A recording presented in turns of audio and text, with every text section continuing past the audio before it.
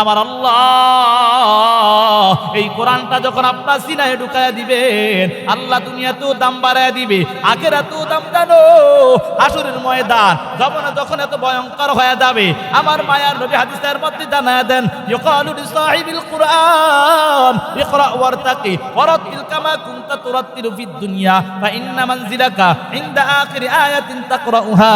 মায়ার নবী হাদিসের মধ্যে জানায়া দেন, যারা কুরআনওয়ালা হবে, যারা কোরআনের হাফেজ হবে, তাদেরকে আমার আল্লাহ হাসরের ময়দানের মধ্যে এমন ভয়ঙ্কর অবস্থার মধ্যে আমার আল্লাহ তাদেরকে ডাক দিয়া বলবে, ওরে কোরআনওয়ালা, ওরে কোরআনের হাফেজ, তাড়াতাড়ি আসো, তাড়াতাড়ি আসো।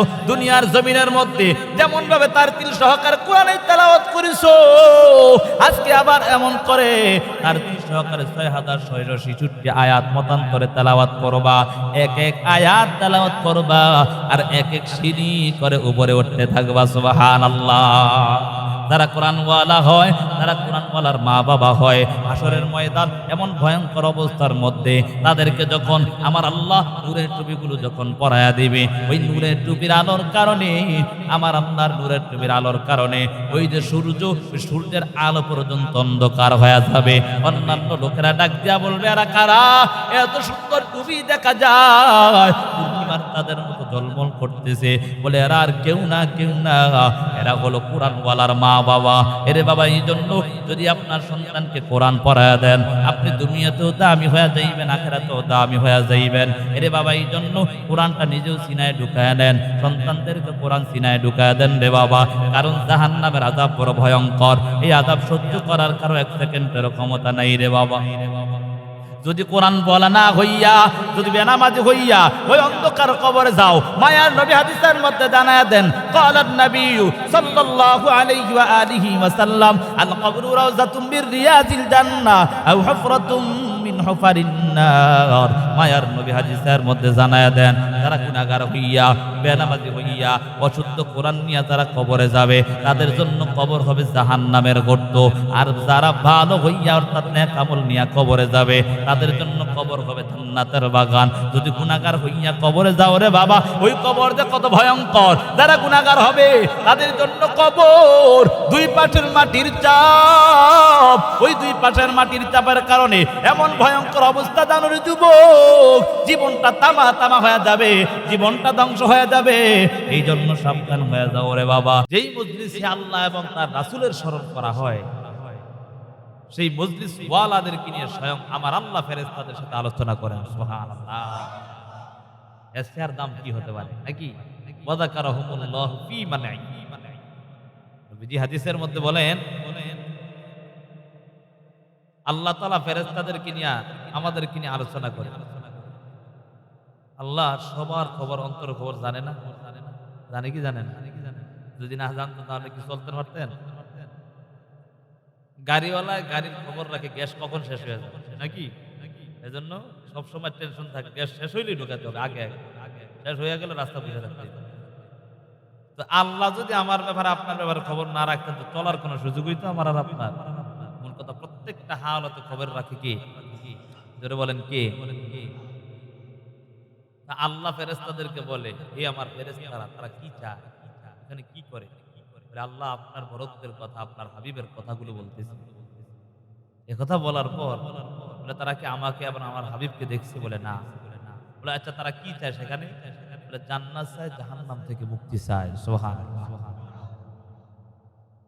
আল্লাহ বলেন, আমি আল্লাহর জাত ও সিফাতের কসম করে বলি, যে আমার বান্দা বান্দীরা আমারে দেখে না, আমার হাবিবকে দেখে না, তারপরে বিশ্বাস করে সেখানে বসছে, আমি আল্লাহ জাত ও সিফাতের কসম করে বলি, তার জীবনের সমস্ত অন্যায়গুলো ক্ষমা করে দেবে। এর চেয়ে দাম কি হতে পারে নাকি? ভূমিকায় না গিয়ে সরাসরি আলোচনায় চলে যাই। এজন্য আমরা শুকর আদায়ের পর সর্বোপরি দুরূদ ও সালাম বিশ্ব মানবতার মুক্তির দিশারি সাইয়্যিদুল মুরসালিন জনাব মুহাম্মদুর রাসূলুল্লাহ সাল্লাল্লাহু আলাইহি ওয়াসাল্লাম। যেই সূরাটা আমি তেলাওয়াত করেছি, এটা সবার মোটামুটি প্রসিদ্ধ একটা সূরা। কেউ যদি কোনোদিন কোরআন খুলে নাও দেখে, তো মোটামুটি কয়েকটা আয়াত হলে সূরার পারে নাকি? কারণ আমরা ছোটবেলা যখন কোরআন পড়তাম, কোরআন নিতাম মক্তবের মধ্যে, তখন বাপ চাচারা, দাদারা যদি জিজ্ঞাসা করতো, কি নাতি, কি চাচা, কি সন্তান, কি বড়, তখন আমরা বলতাম কোরআন পড়ি, কোন দিক দিয়ে? আলিফ লাম মিম, আলিফ লাম মিম সূরা পড়ো নাকি? তখন প্রশ্ন করতো না আগে মুরব্বীরা?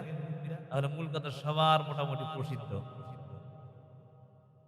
এটার মধ্যে আল্লাহ তাআলা আলিফ লাম মিম এই অক্ষরগুলো হলো হুরুফে মুকাত্তাআ, অর্থাৎ এই অক্ষরগুলোর তরজমা আমি না, আমার বাপ দাদা 14 গোষ্ঠী কেউ জানে না। আমার ওস্তাদ পর্যন্ত জানে না, স্বয়ং নবীও জানে। এখন প্রশ্ন করবে, একটা গ্রামের প্রবাদ আছে, যার বিবাহ তার খবর নাই, পাড়াপড়শির ঘুম নাই। একটা কথা আছে না?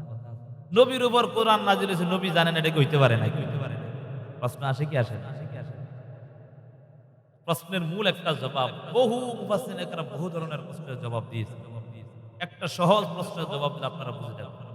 যখন মায়ার নবী, বিশ্ব নবী যখন বেঈমানদের কাছে কোরআনের দাওয়াত দিতেন, তখন বেঈমানরা বলতো আব্দুল্লাহর বেটা মুহাম্মদ এগুলা বানায়া বলে, নাউজুবিল্লাহ।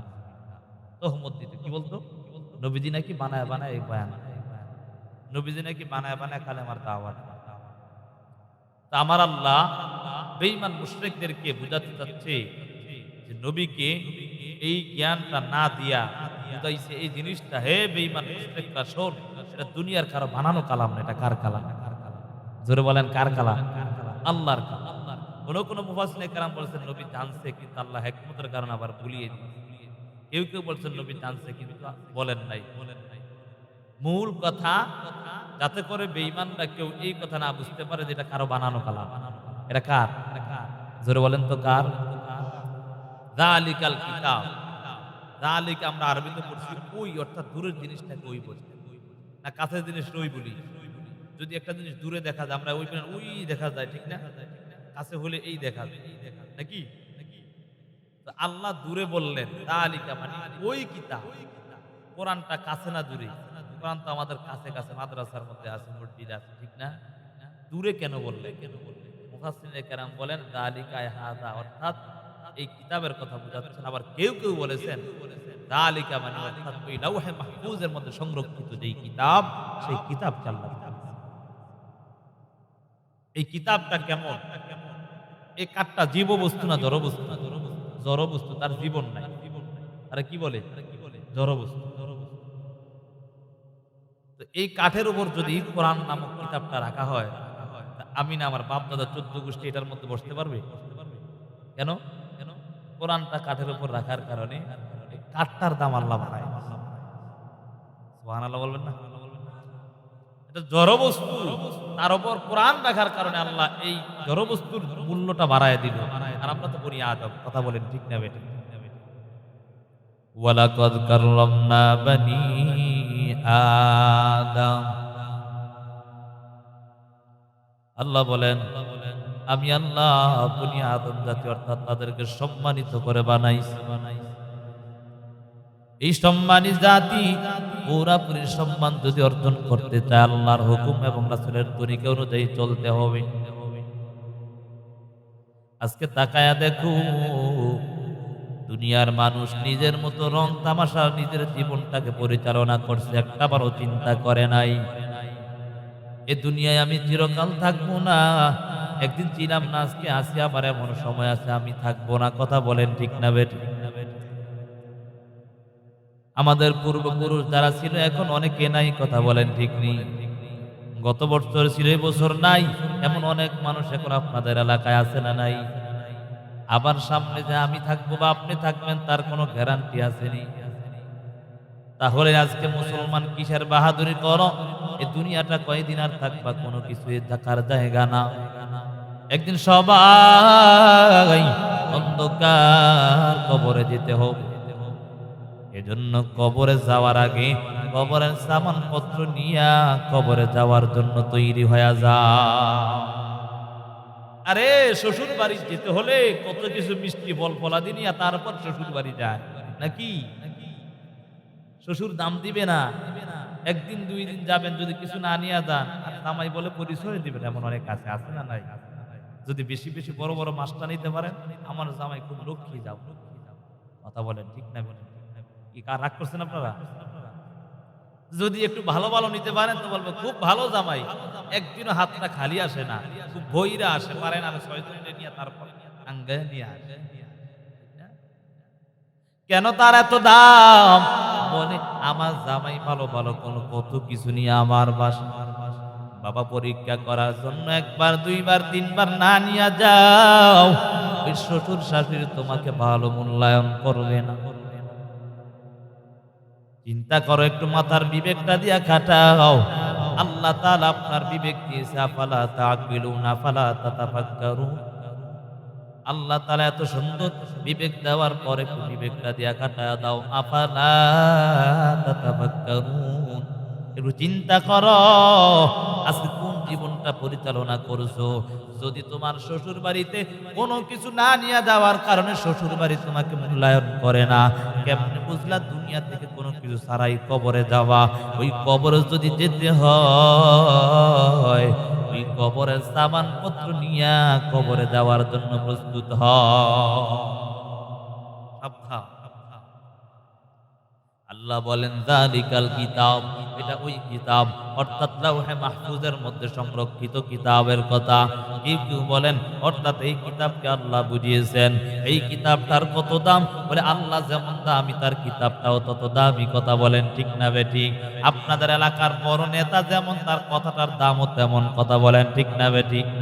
আপনাদের এলাকায় যদি একবারে ছোট একটা লোক হয়, এর কথায় কেউ ভাত্তা দিব? যদি অমুক এক নেতা এমপি আইসা বলে এই কাজটা হবে, তাহলে বলবে যে অমুক এমপি বলছে নাকি, তার দামটা বেশি। আমার আল্লাহ যেমন দামি তার কথাটাও তেমন দামি। এই কথাকে যারা আঁকড়িয়ে ধরবে তাদের দামও আমার আল্লাহ বাড়িয়ে দিবে। সুবহানাল্লাহ।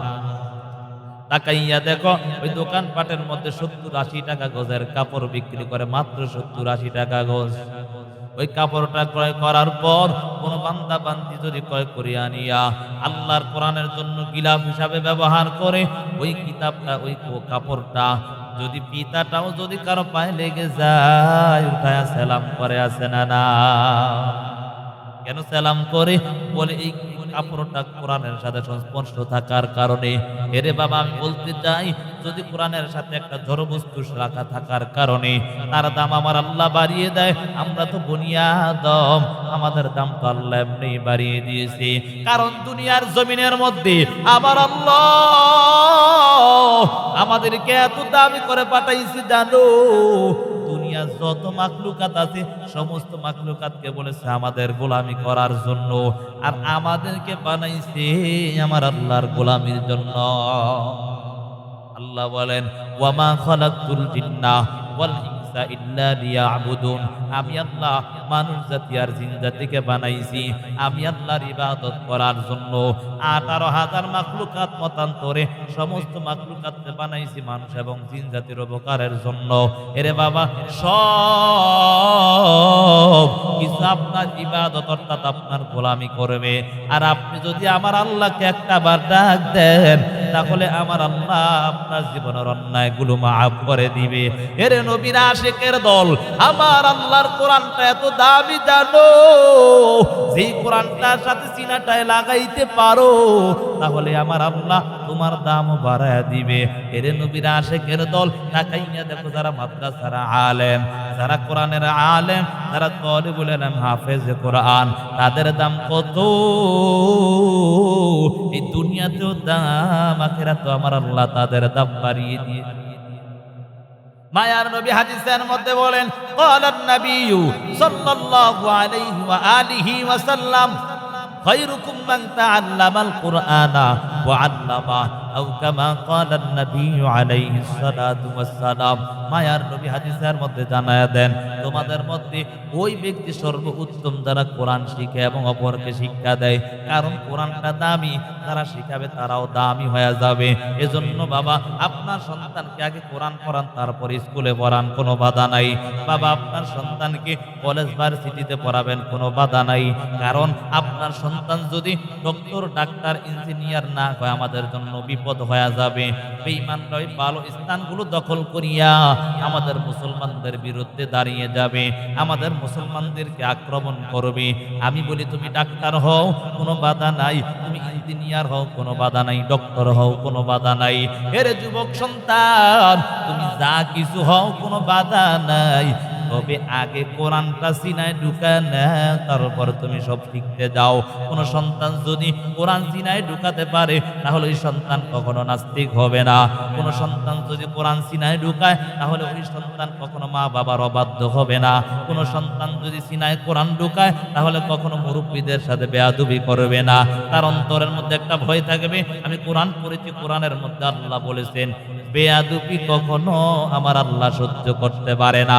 এর নবীর আশিকের দল, কবি নিজের ভাষায় বলেন আজ খুদা কা ইমে তৌফিকে আদব বেআদব মাহরুমে গাস্তাজ ফজলেরা। তারা বেয়াদব হয়, আল্লাহর রহমত থেকে বঞ্চিত হয়ে যায়। এজন্য বাবা অনেক সময় অনেকে বলে আমার সন্তান আমাকে দেখতে পারে না, আমার সন্তান বৃদ্ধাশ্রমে পাঠায় দিয়েছে, অথচ তার সন্তান বড় একটা ইঞ্জিনিয়ার হয়ে গেছে। বিদেশে থাকিয়া টাকা পয়সার অভাব নাই, এত টাকা এত পয়সা কে খাবে এমন লোক পাওয়া যায় না। ওই সন্তান তার বাবা মায়ের ওই যে বোঝাটা সহ্য করতে পারে না, নিয়া বলে তাড়াতাড়ি বৃদ্ধাশ্রমে পাঠায়া দেও। এর বাবা আপনাদের কোথাও কি শুনছেন কোন আলেমের মা বাবা বৃদ্ধাশ্রমে আছে? কোন আলেমের মা বাবা বৃদ্ধাশ্রমে নাই। তার কারণটা হলো 10 টাকাও যদি পায় ওই আলেম চায় মা বাবাকে নিয়ে একটু সুন্দর মতো থাকতে, কারণ সে জানে মা বাবার পায়ে নিজের সন্তানের জান্নাত। ইমাম আহমদ বিন হাম্বল, তার নাম শুনছেননি? জমানার কত বড় ইমাম ছিল, যিনি মুসনাদে আহমদ শরীফ লিখেছেন, যার মধ্যে 40,000-এর ঊর্ধ্বে হাদিস লিপিবদ্ধ। সুবহানাল্লাহ।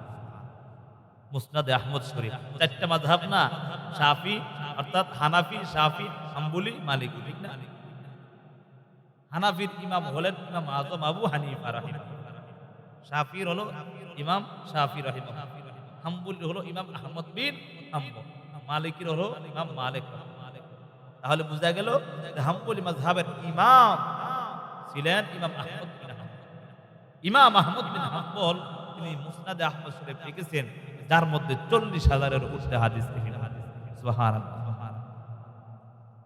ইমাম আহমদ বিন হাম্বল রাত্র গভীর হয়ে গেল। রাত্রে গভীর হওয়ার পর ইমাম আহমদ বিন হাম্বল বাসার মধ্যে আসিয়া তাকাইয়া দেখে দরওয়াজাটা খোলা দেখা যায়। দরওয়াজাটা খোলা পাইয়া ইমাম আহমদ বিন হাম্বল আস্তে আস্তে করে ঘরের মধ্যে প্রবেশ করতে লাগলেন। ঘরের মধ্যে প্রবেশ করিয়া তাকাইয়া দেখে জনম দুপুরি মা ঘুমে আচ্ছন্ন হয়ে গেল।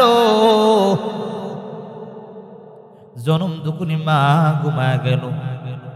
ইমাম আহমদ বিন হাম্বল চিন্তায় পড়ে গেল, যদি আমি আওয়াজ দিই তাহলে আমার মা জাগ্রত হয়ে যাব, আমার মা ঘুমে কষ্ট হবে, এজন্য আমি আওয়াজ দিব না। আস্তে আস্তে করে ইমাম আহমদ বিন হাম্বল মায়ের পায়ের কাছে গিয়া বসলেন। মায়ের পায়ের কাছে বসিয়া ইমাম আহমদ বিন হাম্বল আস্তে আস্তে করে মায়ের পায়ের কাছাকাছি গিয়া মায়ের পায়ে চুমু খাওয়া লাগলো। সুবহানাল্লাহ। বলেন তো, পায়ের মধ্যে যদি এমন সুরসুরি দেয় কেউ ধরে, কথা এমনি তো সুরসুরি উঠে, কথা বলে ঠিক নেই? বেয়াদবি নিয়েন না, মুরব্বী মানুষ হঠাৎ কাছে এসে বসছে নাকি? যেটা বুঝাতে চাচ্ছিলাম, পায়ের মধ্যে ধরলেই তো এমনি তো কি হয়ে যায়, সুরসুরি উঠে, কথা বলেন ঠিক না? ইমাম আহমদ বিন হাম্বল মায়ের পায়ের কাছে গিয়ে আস্তে আস্তে করে চুমু খাওয়া লাগলো। একবার, দুইবার, তিনবার চুমু খাওয়ার পর মা হঠাৎ চুমকো হয়ে উঠছে। উঠিয়া তাকাইয়া দেখে জমানার বড় ইমাম ইমাম আহমদ বিন হাম্বল পায়ের কাছে দেখে। মা চিৎকার দিয়া বলে, রে জমানার ইমাম ইমাম আহমদ বিন হাম্বল, আমার কপালটা পুড়ে গেছে রে ইমাম আহমদ বিন হাম্বল, তুমি না জমানার বড় ইমাম ইমাম আহমদ, তুমি কেমন করে আমি একজন গ্রামের মায়ের, একজন কত দরিদ্র গ্রামের মায়ের পায়ে চুমু খাও? ইমাম আহমদ বিন হাম্বল ডাক দিয়া বলে, ও মা, আল্লাহর জাত ও সিফাতের কসম, আমি মানুষের কাছে জমানার ইমাম হতে পারি, কিন্তু মা তোমার কাছে এখনো জমানার ইমাম হতে পারি না। মা, দুনিয়ার সবার কাছে জমানার বড় ইমাম যদিও হই, তো তোমার কাছে এখনো জমানার বড় ইমাম হতে পারি নাই, আমি তো তোমার সন্তান। কথা বলেন ঠিক নেই? মা ডাক দিয়া বলে, রে সন্তান, শুধু তা নয়, তোমার জবান দ্বারা আমার আল্লাহর কোরআন বের হয়, তোমার জবান দ্বারা মায়ার নবীর হাদিস বের হয়। ওই জবানটা দিয়া আমি মায়ের পায়ের মধ্যে কেমনে চুমু খাইলা? ইমাম আহমদ বিন হাম্বল ডাক দিয়া বলে, ওরে মা, আমি দুনিয়ার কারো পায়ের মধ্যে চুমু খাই না, আমি তো আমার স্বয়ং জান্নাতের মধ্যে চুমু খাই। কারণ আমি হাদিস পড়েছি, আমি কোরআন পড়েছি। হাদিসের মধ্যে মায়ার নবী বলেছেন, আল জান্নাতু তাহতা আকদামিল উম্মাহাত, মা বাবার পায়ের নিচে সন্তানের জান্নাত। এজন্য বাবা বলতেছিলাম, মা সন্তানদেরকে আগে কোরআন পড়ান। আমি বলবো আলেম হবে না, না। আপনি বলবেন যে মুফতি সাহেব হওয়া লাগবে, বলে না, না। শরীয়তে চলতে হলে যতটুকু এলেম আপনার প্রয়োজন, ওই এলেমটা শিখলে আপনার যথেষ্ট হয়ে যাবে। ওই এলেমটা শিখার পর আপনার সন্তান কখনো নাস্তিক হবে না, মুরতাদ হবে না, আপনার সন্তান অন্যায় কাজে যাবে না। এই জন্য বাবা আগে কোরআন বলা বানায় নেন। এই কোরআনটা সিনায় ঢুকাইতে পারলে দুনিয়াতেও দাম, আখিরাতেও দাম হয়ে দাও। ইমাম গাজালি রহমতুল্লাহ আলাই ছোটবেলা, ইমাম গাজালি ছোটবেলা যখন মাদ্রাসার মধ্যে গিয়া পড়ালেখা করতেন, ছোট সময় মাদ্রাসার মধ্যে পড়ালেখা করার জন্য যাইতেন, সবার পিছনের টেবিলে বসতেন। যখন উস্তাদ প্রশ্ন করতেন, পিছনের থেকে দাঁড়াইয়া সবার আগে প্রশ্নের জবাব দিতেন। সুবহানাল্লাহ, বুঝেন নাই কথা? পিছনের টেবিলে বইসা সবার আগে প্রশ্নের জবাব। হঠাৎ করে একদিন দুই দিন দেখার পর উস্তাদ ডাক দিয়া বলে, ছাত্র, দেখবেন যারা ভালো ছাত্র তাদেরকে সামনে নিয়ে বসায়, ঠিক না? আমার মতো ডামিজ যারা হেরাই না পিছনে বসে, বুঝেন নাই কথা? এমন করে যে ভালো ছাত্র দেখে কি করলো, ডাক দিয়া বলে যে তুমি আগামী কালকে থেকে সামনে বসবে। কি বলছে? আগামী কালকে থেকে সামনে।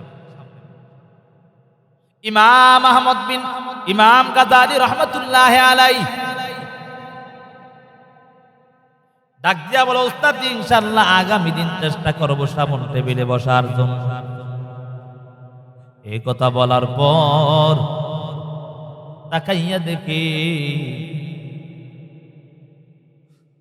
ইমাম গাজালি রহমতুল্লাহ আলাইহি বলে, হুজুর আগামী দিন বসার জন্য চেষ্টা করব, সামন টেবিলে বসবো। বসবে এই কথা বলে না, বলবে আগামী দিন বসার জন্য চেষ্টা করব। দ্বিতীয় দিন হয়ে যায়, তাকাইয়া দেখে আবারও ছাত্র পিছন থেকে উস্তাদের প্রশ্নের জবাব দেয়। আবার ডাক দিল, এর ছাত্র, তোমার না গতকালকে বললাম সামন টেবিলে বসার জন্য, আজকে কেন আবার তুমি পিছনের টেবিলে বসলে, একটু জানতে চাই। ছাত্র বলে, উস্তাদ জি, ইনশাআল্লাহ আগামী দিন চেষ্টা করব সামনে বসার জন্য। আবার তৃতীয় দিন হয়ে গেল, তাকাইয়া দেখে তৃতীয় দিনও ইমাম গাজালি পিছনের টেবিলে দেখা যায়। উস্তাদ ধমক দিল, ধমক দেওয়ার কারণে ছাত্র কান্না করে। ছাত্রর কান্না দেখিয়া, এমন কান্নাও ধরে কান্না করে, কান্না দেখিয়া উস্তাদও কান্না করা শুরু করে দিল। উস্তাদ বলেন, ছাত্র, আমি তো তোমাকে কোনো ব্যত্যাঘাত করলাম না, তুমি এমন ভাবে কান্না শুরু করলা, তোমার কান্না দেখে আমিও আর সহ্য করতে পারলাম না, আমিও কান্না শুরু করে দিলাম। বলো তুমি কেন এমন ভাবে কান্না করো? ছাত্র ডাক দিয়া বলে, ইমাম গাজালি ডাক দিয়া বলে, উস্তাদ জি, আমাকে আপনি বদদুয়া দিয়েন না, কারণ বদদুয়া দিলে আমি আল্লাহর রহমত থেকে বঞ্চিত হয়ে যাব, এলেম শিখতে পারবো না। উস্তাদ বলে, আজকে 3 দিন যাবত তোমাকে বলতেছি সামন টেবিলে বসার জন্য, কোন জিনিসটা তোমাকে সামনে বসার জন্য বাধা দেয় সেটা আগে একটু জানতে চাই, তুমি কেন পিছনের টেবিলে বসে? বলে, উস্তাদ জি, যেহেতু আপনি প্রশ্ন করেই ফেলছেন, আর প্রশ্নের কথাটার জবাবটা না দিয়া পারি না। বলে, উস্তাদ জি, আমার বাসা থেকে মাদ্রাসার মধ্যে আসতে মাত্র 10 থেকে 15 মিনিট সময় লাগে, কিন্তু উস্তাদ জি, আমি বাসা থেকে 1-1.5 ঘন্টা সময় নিয়ে বের হই মাদ্রাসায় সামন টেবিলে বসার। বুঝেন তো, 15 মিনিট সময় লাগে আর 1.5 ঘন্টা সময় নিয়ে বের হয়, মনে হয় ফারকে ফারকি ঘুরি নাকি আমগো সমাজের ছেলেবেলের মতো, ঠিক না? এমনই আবার ইমাম গাজালি এই কথা বলার পর উস্তাদের মনের মধ্যে আরো কৌতূহল জেগে গেল। কি বলো? 1.5 ঘন্টা সময় নিয়ে বের হও, অথচ মাত্র 15 মিনিট সময় লাগে। 1.5 ঘন্টা সময় নিয়ে বের হও, তার কারণটা কি একটু জানতে চাই।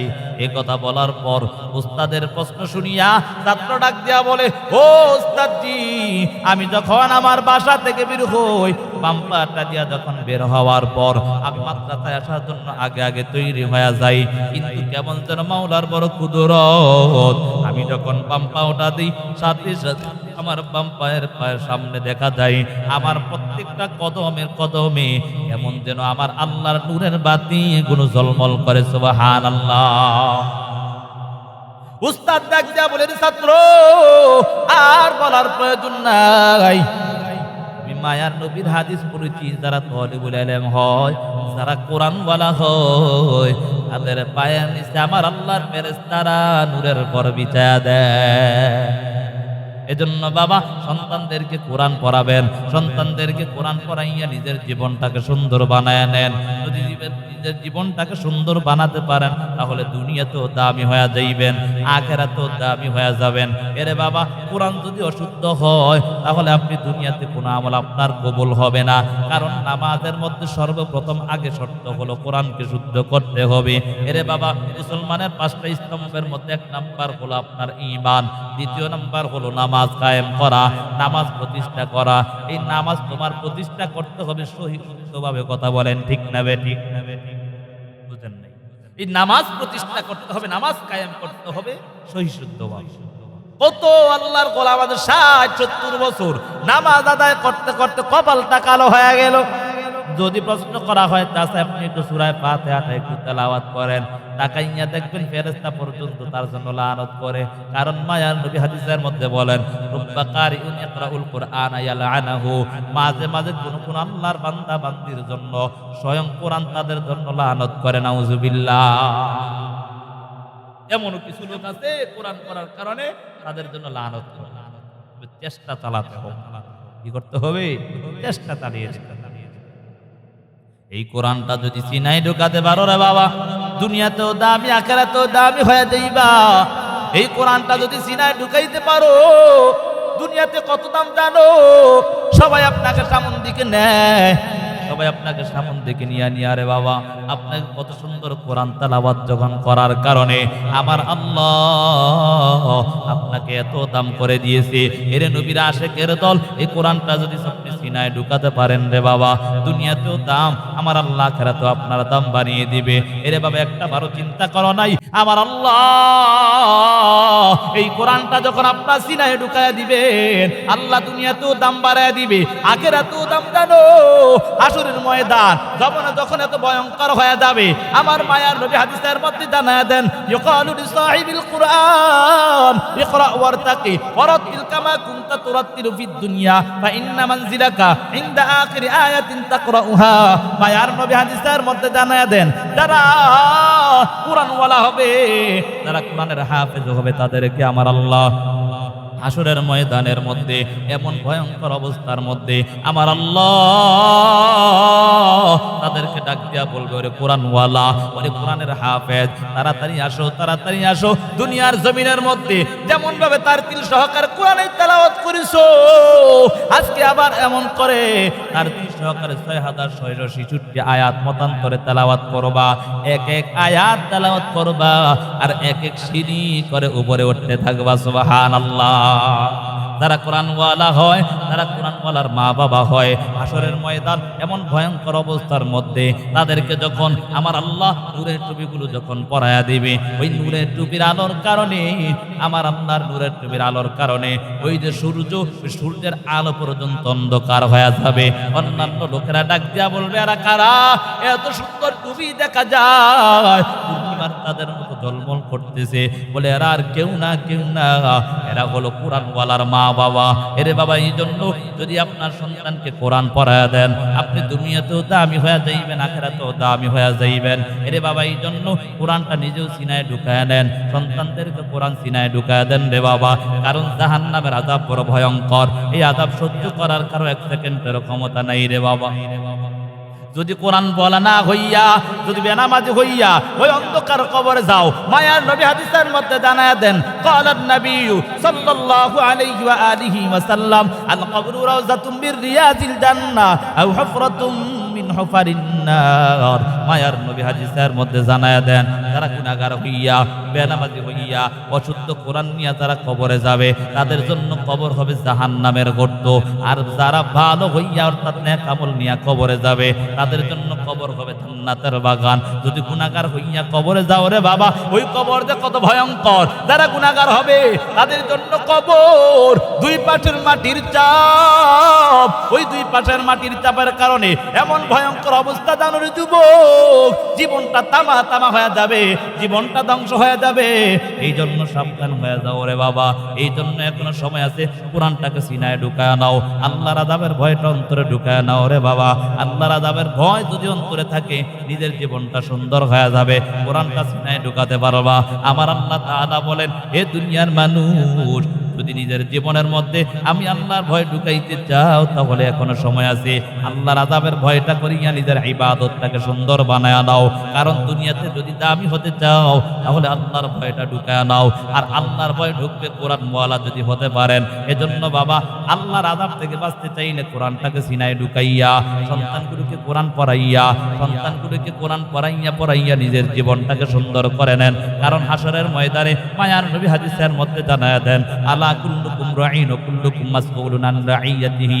সাবধান সাবধান হয়ে যাও, তোমরা প্রত্যেকে কিন্তু দায়িত্বশীল, প্রত্যেকের দায়িত্বের ব্যাপারে আল্লাহ জিজ্ঞাসা করবে। সন্তান পালেন, সন্তানের ব্যাপারে আল্লাহ আপনাকে জিজ্ঞাসা করবে, সন্তানকে কি করাইছেন। এই সন্তানকে জাহান্নামে দেওয়ার সময় সন্তান বলবে, আল্লাহ আমাকে আগে না দিয়ে আমার মা বাবার আগে জাহান্নামে, কারণ আমার মা বাবা আমার কোরআন শিখায় না, আমার দ্বীনের প্রতি চালায় না।